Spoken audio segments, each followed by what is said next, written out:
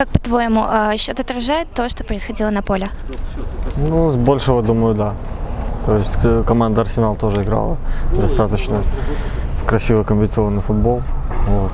Я не считаю, что мы их полностью переиграли сегодня. Да, были моменты у них, у нас. То есть, ну, наверное, более я склоняюсь к тому, что результат закономерный.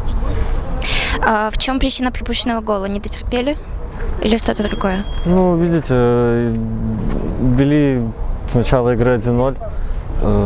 Пришлось, наверное, где-то наша ошибка, что мы играли очень низко.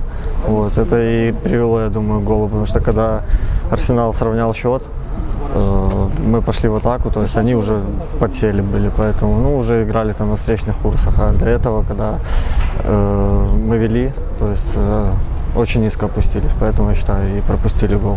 Рано или поздно это обычно этим и заканчивается. Расскажи про эпизод на 83-й минуте. Вообще непонятно, как мяч не попал в ворота. Если честно, я сам не понимаю, что в этом году происходит. То есть моментов хватает, они есть в каждой игре, но какой-то, я не знаю, не фарт просто. Я не знаю уже, что делать. И в церковь уже ходил, что только не делал. Поэтому... Ну, это футбол, он этим и прекрасен. Будем работать, доказывать. Я думаю, прорвет, буду забивать. Было ощущение, что матч гостевой или болельщикам удалось чуть-чуть сделать Нет, его? вообще ни капли. С нашими болельщиками, куда бы мы ни ехали, дома мы играли, были на выезде, мы всегда играем как дома, потому что наши болельщики самые лучшие, они могут перекричать любых болельщиков, поэтому мы на каждой игре как дома. Даже вот пример прошлой игры с Новополоцком, вы сами все видели, сами все слышали, тут вопросов даже нет. Наши болельщики самые лучшие.